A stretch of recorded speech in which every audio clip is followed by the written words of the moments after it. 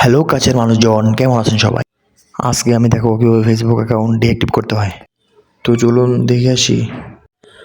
তো প্রথমে চলে যাবো ফেসবুক অ্যাপে চলে যাওয়ার পরে উপরের থেকে আইকন দেখতে পারবেন, এখানে ক্লিক করব। তারপরে উপরে সেটিংস বাটনে একটা ক্লিক করে নেব।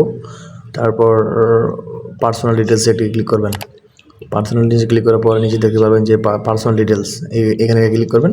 পার্সোনাল ডিটেলসে ক্লিক করার পরে এরকম একটা ইন্টারফেস আসবে। তখন এখানে অ্যাকাউন্ট ওনারশিপ অ্যান্ড কন্ট্রোল এই আপনি দেখে ট্যাপ করবেন। তো ট্যাপ করার পরে আপনি যেই অ্যাকাউন্টে ডিএক্টিভ করতে চান সেই অ্যাকাউন্টে ক্লিক করবেন। তো এখন ডিএক্টিভ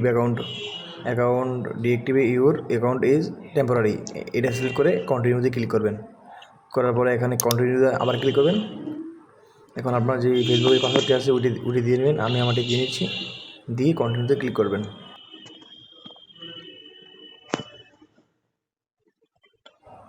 তো এখন পাসওয়ার্ড দেওয়ার পরে আবার কন্টিনিউতে ক্লিক করবেন। ক্লিক করার পরে আপনার পাসওয়ার্ডটি দিয়ে নেবেন।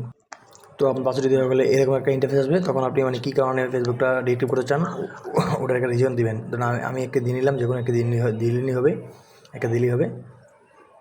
I have another Facebook account, এটাতে চুজ করলাম আর কন্টিনিউতে ক্লিক করলাম। তারপরে নিচে ডিএক্টিভ মাই অ্যাকাউন্ট এটা ক্লিক করলাম। এখন এটা ক্লিক করে এখন এটা কিছু প্রসেসিং করতে কিছু সময় নেবে। এখন আমার অ্যাকাউন্ট ডিএক্টিভ হয়ে গেল। এখন আবার পুনরায় ফেসবুকটা আনার জন্য আপনার ফেসবুকের মোবাইল নাম্বার এবং পাসওয়ার্ড দিয়ে লগ ইন করলেই আগের মতো চলে আসবে।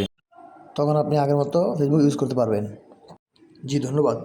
তো গাইজ, এই ছিল মূল ভিডিওটি। তো আমার চ্যানেলটি ভালো লাগলে অবশ্যই সাবস্ক্রাইব করবেন, লাইক করে শেয়ার করে পাশে থাকবেন। নতুন তো কিছু বৃষ্টি হলে ক্ষমা সুন্দর দৃষ্টি দেখবেন। জি ধন্যবাদ সবাইকে, সাবস্ক্রাইব করে রাখবেন। আসসালামু আলাইকুম।